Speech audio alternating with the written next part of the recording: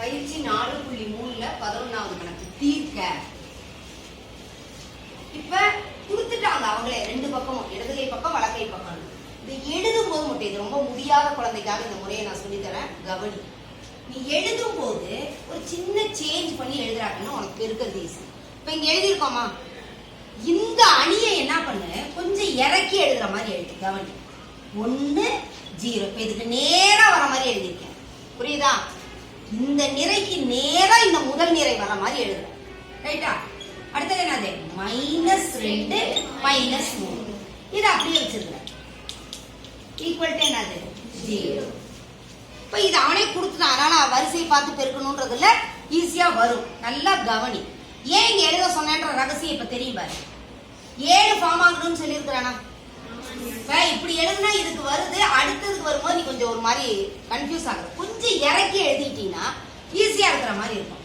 இப்ப இந்த நிறை நிரல் இத ஃபுல்லா பெருக்கி ஒரே உறுப்பா வரணும், புரியுதாடா கண்ணே? இது ரெண்டையும் பெருக்கி எப்படி வரணும், ஒரே உறுப்பா வரணும். டைரக்டா பெருக்கியே எழுதிக்கலாமா, இல்ல நிறை நிரல் எழுதிக்கலாமா? எப்படி வேணும்? டைரக்டாவே எழுதிக்கலாமா? x into 1. அப்ப என்ன வரும், x. இதையும் பெருக்கிட்டோம்.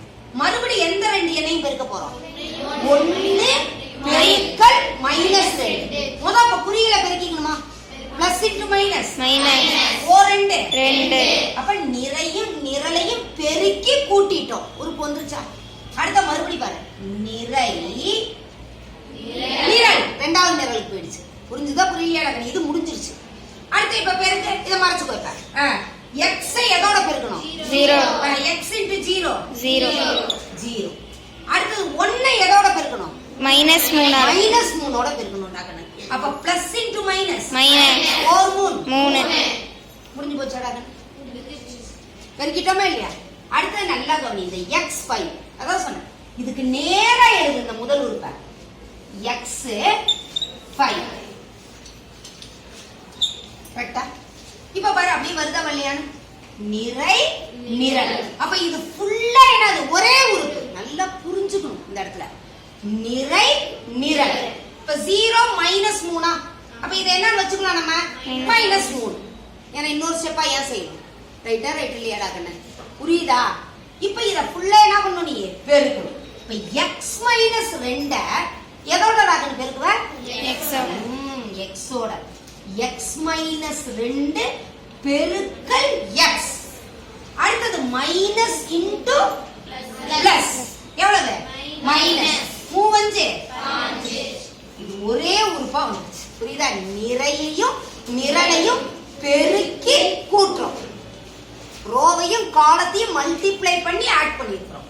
ஈக்குவல் டு என்னது, 0. இப்ப இத பெருக்கு, x into x x² minus 2x minus 15 equal to 0. இப்ப இத ஃபேக்டரைஸ் பண்ணிக்கலாமா, x² minus 2x minus 15 equal to 0. இப்ப இதுக்கு அப்படிதான் ஒரு மெத்தட் சொல்லி கொடுத்திருக்கேன் நான். 15 காரணிகள், எந்த ரெண்டு நம்பரை பெருக்குனா 15 வரும். ஓர் 15 15. நான் சொல்லியிருக்கேன், எக்ஸினுடைய கெழுவை பார்க்க சொன்னேன்னா சொல்லியா?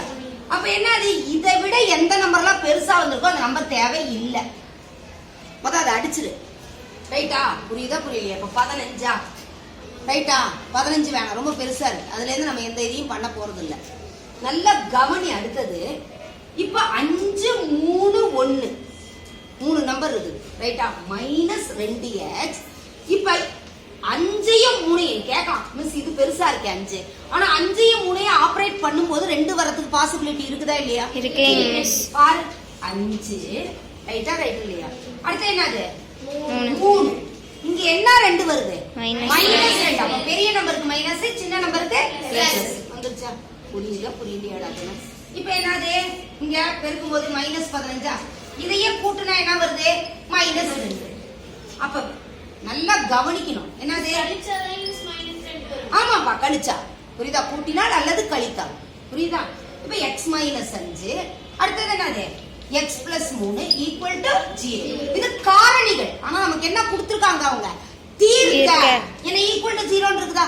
அப்ப என்னது x minus 5 equal to 0 x plus 3 equal to 0 அப்ப x equal to என்னது 5 x equal to என்னது -3